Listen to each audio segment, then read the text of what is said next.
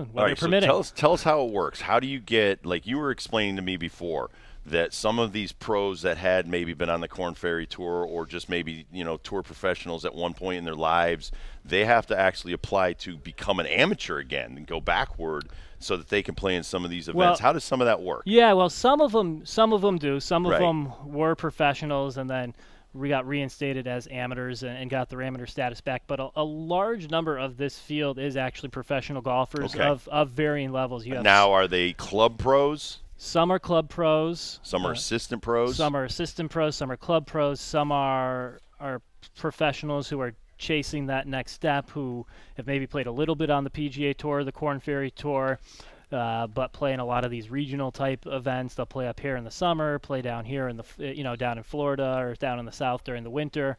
But you also told me a lot of these pros do play a little bit in the summer, so they're playing Yeah, in yeah, various So it's not just like, hey, once a year I'm going to go out there and try and play in a tournament. They're playing in a few tournaments. exactly. Yeah, they're like the Peter Ballo, who's won this championship 2 times. He is 2 or 3 under at the moment, and he is an assistant professional at a place called Connecticut Golf Club. But last week he played the New York State Open, and he won that championship. So these are guys who play all over the region throughout this time of year while also having those club professional jobs. Tell us about this course, just in like what's the hard stuff about it? Because we go to Travelers every year, and I don't know if you heard the talk is that place is so easy. Anybody can be good there, especially Rory McIlroy.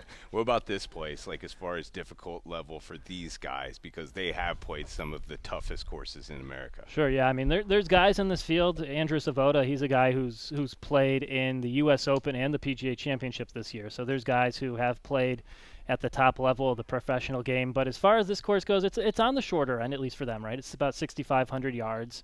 It's a par 71. On a day like today where the wind is down and it's not overly long and they can reach a lot of the par 5s and 2, they can reach some of the par 4s if they decide to go for it. It is gettable, right? And we're seeing better scores this afternoon with the winds down. But when that wind gets up, you got Long Island Sound right off along 15, 16, 17, 18. When that wind gets up, it can be really challenging. And the greens are the best defense here. If you get above the hole on a bunch of these holes here at Shore Haven, you're in a lot of trouble. It's going to be hard to stop the ball if you're putting or chipping from above the hole. This place is gorgeous, and Dibbs and I don't get invited to places like this a lot. And golf tournaments like this because we're kind of loud. Are we okay? So far, we've been here for 30 minutes. You're good. Okay. We made sure to move you far enough back. We moved you far enough back, so I think you're good. But this is like when you're not doing the CT Open here, when the Connecticut State Golf Association isn't running around, like this is a creme de la creme place to play. Oh yeah, I mean it's we have a lot of great courses in Connecticut, but this one is certainly right up there. Just that the location, right on Long Island Sound. They're celebrating their centennial this year, their 100th anniversary. Willie Parker Jr. is one of the guys who designed it, so he's designed Shuttle Meadow, and he won major championships, so he's a legendary designer. So it's a really, I don't know if it's well known, but it's a really well respected golf course, and people who have played it and know about it, they just love it. It's just such a great place. I know all the players were excited to get down here and take a chance at it. Talking to Sam Dostaler, right? You're getting there. Dostaler. Man, usually I'm really good with names. This is a tough one for me. He's the director of communications. Listen, I've played Winged Foot. I played some of these other places that they play U.S. Opens and stuff like that. I played out on the West Coast, Pebble Beach and stuff. This is one of the greatest courses I've ever seen. And here's the thing. This clubhouse is gorgeous. And they must have upgraded it in the last few years. Everything around here is beautiful. You've got the sound right outside of here, so you can see the water. Now talk about that coming down the hole number 2. Is it that you're looking right into the sound right here at the base of Connecticut and New York? Yeah, I mean, there's some spectacular views, but number 2, which actually isn't on the water, it's uphill par 3. It might be the best view on the course just because you can see everything. Yep. You look out on the sound and you can see a lighthouse and there's a bridge that connects, I don't know if they're peninsulas or islands, but it connects it, and you can see the whole kind of marshland, and there's all types of wildlife, herons and everything that you can see. And then the water does play a factor when you come down the stretch. The tee box on number 16, it's almost like a mirage pool. It's kind of down in the marsh, and you have to get out of it, and then there's water to the marsh and water to the left, and 18, there's water to the left.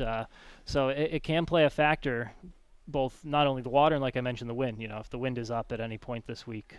But it gets I came a couple weeks before the tournament to do some preview stuff, and the amount of member play, I mean, why not? I mean, they take advantage of it. They're out here playing all the time. Yeah, and you got like Brad Tilley, Andrew Svoboda, and some of these other guys. Some of these guys are elite players, maybe a little bit older, like to come back here and play a beautiful course like that. Talk about that. Who's the farthest players that are coming from where?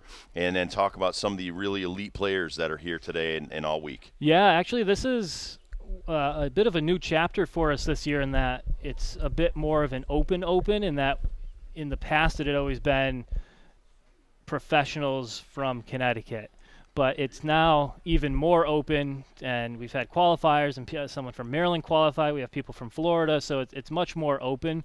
As far as players to watch, I mean, our defending champion Brett Stegmeyer, who you guys had on a week or so ago, dude, yeah, awesome. Trying to make it hustling. Exactly. But he's a guy who's in the field again this year, won last year. He's a longtime member at New Haven Country Club, PGA Tour, finished second one time in an event, Corn Ferry Tour. I mentioned Andrew Svoboda already, and then you have the other side of the coin, someone like Chris Fosdick, who won our Connecticut Amateur here a couple years ago. He just finished up his career at the University of Virginia. He just turned professional, and he's out here taking his first steps this summer in the pro ranks. So you get it's a very broad spectrum of players that you get. You get the guys who've been doing it forever and have played on the tour, and then you get the guys who are just starting out and seeing if they have what it takes. All right, so we have several people on our staff that fancy themselves as great golfers, and we have one former producer that's now off and on to better things that we are trying to get doing the exemptions all the time for the Travelers. He never wanted to do it. He was too nervous, too scared. But I do feel like the CSGA, there's a little bit of a cracked door open for guys like that. How do they get involved? Now, you mentioned the qualifiers. We were kind of telling people about that as much as we could keep up with it as well. Sure. Website's a good spot, but this is open for everybody. You guys want people to try to join up and get their amateur status with the CSGA. Yeah, I mean, you can get your GIN handicap. You can find it on our website, and you can find out exactly where you stack up. And the numbers don't lie, right? You can put in your scores, and it's going to tell you if you're a 15 handicap, a 2 handicap, a 20 handicap. And, it's a great way to track your progress. It's a great way to play against friends because you can play against anybody, right? If the three of us are going to go play golf, we have an 8, a 10, and a 12 handicap, we can have it on an even playing field based on the handicap system. Plus the new GIN app that you log your scores on. There's so many different features. GHIN. GHIN, yes. GHIN. It's through the CSGA. It's also the USGA. They run it. But it's one of those. It's got games. You can connect with people that way. My rangefinder broke recently, and they have you can use the GPS on there to get your yardages and everything. You can also, if you want to pay a little more, you can get the green reading functions. To see the different breaks of the green. So there's a lot of great ways to use it. It's not just plugging your score in. It's not just for tournament players. Some people might think, if I'm not going to play competitively, why do I need it? But it's just a great way to connect with the game and connect with your golfing buddies and just show what you are as a golfer and be part of the community. And yeah, there's a lot to it. So we got Ballo back, Peter Ballo. Ballo. He's back, 21-22 champ. You mentioned we talked to Stegmeyer a couple weeks ago. He's back, 23 champ. Who's already in the field? Have you peeked at the leaderboard? Give us a little rundown on where things are right now with all the players. Yeah, so far, we just had Ryan Salino jump up to 5 under. We talked about someone from Florida. He's from Florida, so he's playing the 18th hole right now. But then you got local people. Anthony Guerrero, who's in second place. He's a member at Watertown Golf Club. He's won some of our bigger events. So this is where you get the mix of pros and AMs. A guy named Mike Miller, who's out in New York. He's played in, I think, 70 Corn Ferry Tour events. He's up at the top of the leaderboard. So it's always fascinating to see how it shakes out because you usually do have that mix between pros and amateurs because, there's a lot of good golfers. So this is a cut. You said that they'll play through tomorrow and then do the cut and then play, through the rest of the week.